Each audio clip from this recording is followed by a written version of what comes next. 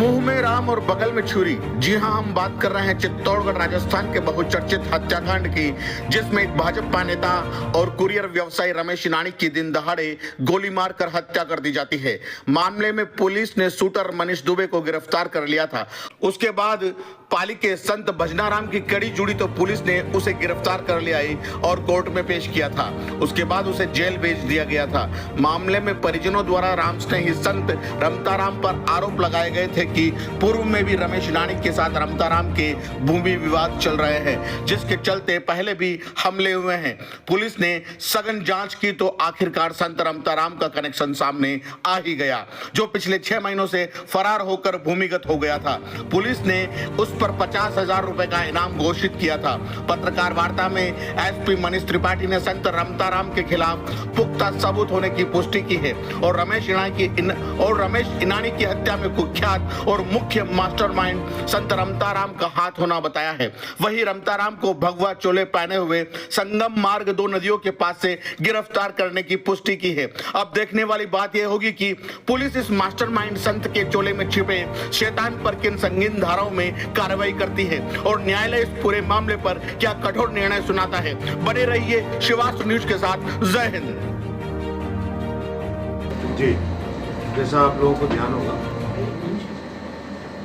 11 नवंबर 2025 को चित्तौड़गढ़ शहर में एक यहाँ के प्रतिष्ठित नागरिक और व्यापारी श्री रमेश ईनानी की गोली मारकर हत्या कर दी गई थी और उस हत्या के तुरंत पश्चात लगभग 6-7 घंटे बाद हमने जो व्यक्ति था उसको अरेस्ट किया था, जिसने इस हत्याकांड को जरिए पिस्तौल शूट करके मारा था। उसको हमने अरेस्ट कर लिया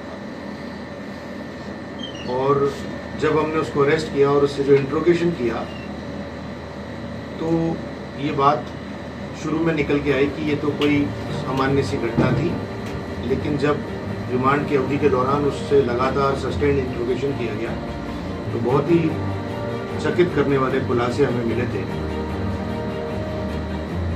जिस दिन आपको याद होगा कि जब श्री ईनानी की बॉडी को उनके परिवारजन लेकर आए थे और उन्होंने एक यहाँ पर छोटा सा आंदोलन भी किया था और ये कहा था कि श्री ईनानी का एक पारिवारिक विवाद चल रहा है ज़मीन को लेकर। उस ज़मीन में जो लाभान्वित होने वाले व्यक्ति हैं वो यहाँ पर जो राम द्वारा है उसके जो अधिकृत अधिकारी हैं श्री रमताराम, उनको भी तत्काल अरेस्ट किया जाना चाहिए। ये उस भीड़ में और वहाँ के लोगों ने हम पे बहुत दबाव डाला था।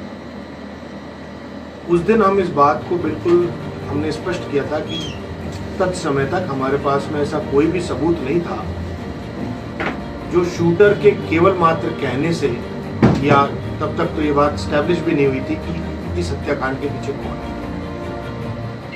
उसके बाद में उस पूरी घटनाक्रम के तहत हमने आगे सस्टेन्ड इंट्रोगेशन किया। धीरे धीरे हमने एक एक कड़ी को सुलझाने का प्रयास किया और डिजिटल साक्ष्य और इस घड़ी को जब हमने और खोजा तो हमने पाया कि सन 2023 में भी एक ऐसा अटेम्प्ट श्री ईनानी के ऊपर हुआ था और खोजा तो उस जमीन से संबंधित जिसकी इस घटनाक्रम में बात चली थी, ये लगभग 20 साल पुराना जमीनी विवाद भी था जो श्री ईनानी और तत्समय राम द्वारा के जो अधिकृत अधिकारी थे श्री रमताराम, उनके बीच में ये चीज़ चल रही थी। जब इस सब चीज़ों को हमने कड़ी से कड़ी मिलाई तो हमें पता लगा कि जो शूटर है इसका संबंध वाराणसी उत्तर प्रदेश से है, तो हमने हमारी टीमें वहाँ भेजी और जब और खोज की गई तो हमें ये पता लगा कि इसके अंदर एक स्थानीय अन्य श्री भजनाराम नाम के राम द्वारा के जो इस समाज के और भी व्यक्ति हैं उनका भी इसमें रोल है, क्योंकि भजनाराम से शूटर मनीष का एस्टेब्लिशमेंट हो गया, उनके कनेक्शंस का।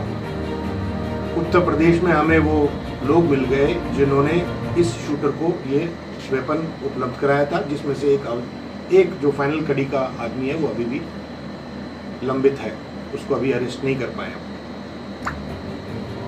जब श्री भजनाराम और श्री मनीष दुबे को हम आमने सामने हमने किया तो हमारे सामने बड़े आश्चर्यजनक और बहुत ही गंभीर खुलासे आए जो इस बात को उन्होंने पुष्ट किया कि इस पूरे घटनाक्रम के पीछे एक लंबी साजिश है।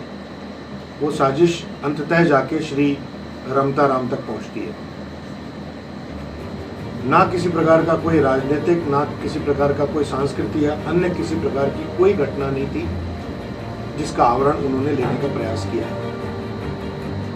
इस पूरे घटनाक्रम में आज यानी 10 मई को पूरे 6 महीने बीत गए हैं और श्री रमताराम के जैसे ही हमने जब भजनाराम और मनीष दुबे को हमने हमारी कस्टडी में लिया था तो हमने इनको नोटिस दिए थे कि आपसे भी कुछ सवालात हमें करने हैं, कुछ बातों की पुष्टि करनी है।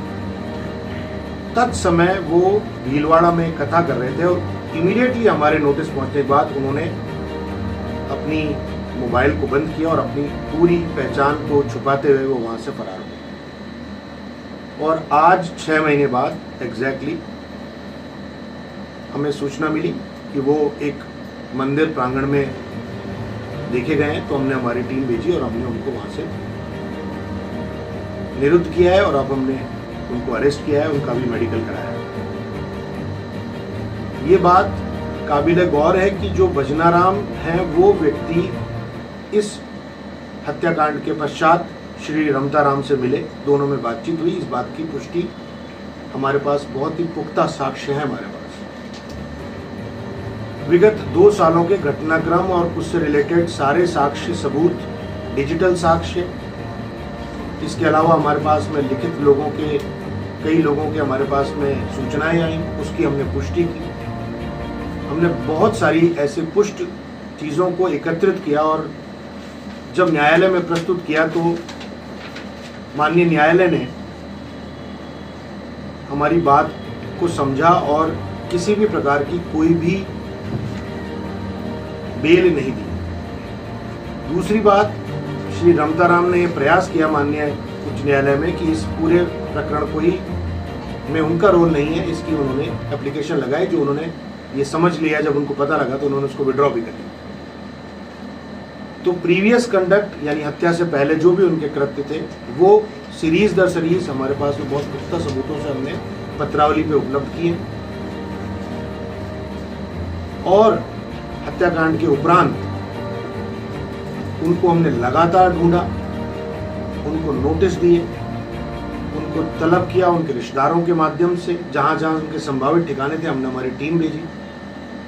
हमने गुजरात, मध्य प्रदेश, यहाँ तक कि दक्षिण भारत में भी हमारे पास में ये सूचना थी कि वो कांचीपुरम जैसी जगह पे हो सकते हैं, तो वहां तक भी हमारी टीमें गई।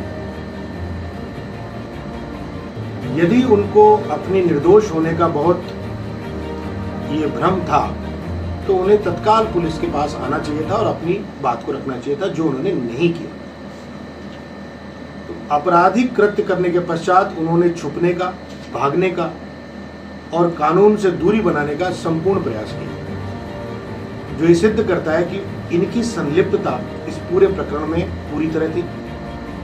इसका एक ठोस कारण है कि रामद्वारा में और श्री मृतक ईनानी के परिवारजनों के बीच में एक लंबी सीरीज ऑफ लीगल बैटल रही है, उनके बीच में वाद विवाद, मुकदमेबाजी रही है और ये अत्यंत महत्वपूर्ण स्थान है और बेशकीमती ज़मीन है, जिसके आधार पे ये मेंस रिया एस्टैब्लिश होता है कि उस जमीन के एकाधिकार को लेकर कहीं ना कहीं इस हत्या को अंजाम दिया गया है। साथ ही साथ अब हम इस बात को आगे बढ़ाएंगे, जिन लोगों ने इनको शरण दी है इन 6 महीनों में, संसाधन उपलब्ध कराए हैं, फाइनेंशियल हेल्प की है, जैसी जैसी जिसने जो भी सुविधा प्रदान की है वो सब हमारे जांच के दायरे में है और यदि उनके विरुद्ध हमारे पास सबूत होंगे तो हम उन्हें भी, किसी भी अपराधी को कानून के दायरे से दूर ले जाने की वजह से हम भी उनको अपराधी मानते हैं। मेरी राय में हमारी तफ्तीश में ये महत्वपूर्ण कड़ी थी जिसको आज हमने अरेस्ट किया है और इसके पश्चात हम इस पूरे फाइल को संपूर्ण बचे हुए सबूतों के साथ न्यायालय में प्रस्तुत करेंगे। मैं यहाँ के एसएचओ श्री तुलसीराम और उनकी टीम को बहुत बधाई दूंगा। तत्समय डीवाईएसपी, एडिशनल एसपी ने इसमें बहुत मेहनत की है। हम लोगों ने बार बार बहुत सारी बातों पे, बहुत सबूतों को ये मानते हुए कि ये शायद कहीं कोई गलती तो नहीं हो रही है हमसे, हमने बहुत माइंड अप्लाई किया है और डिजिटली उसको प्रूव किया है। इसलिए हम इस बात से बहुत संतुष्ट हैं कि इस फाइल में जो सबूत प्रस्तुत करेंगे वो कानून के दायरे में होंगे और नियमानुसार इसका निर्णय माननीय न्यायालय करेगा। सर ऐसे क्या डिजिटल साक्ष्य थे सर, ऐसे क्या डिजिटल साक्ष्य थे जिससे सबसे पहले पता लगा कि हाँ रमताराम इसमें हो सकता है, तो ऐसा क्या सब? अभी क्योंकि ये सारे साक्ष्य यदि मैं आपको इस समय बताऊंगा तो वो अपराधी को मदद करते हैं।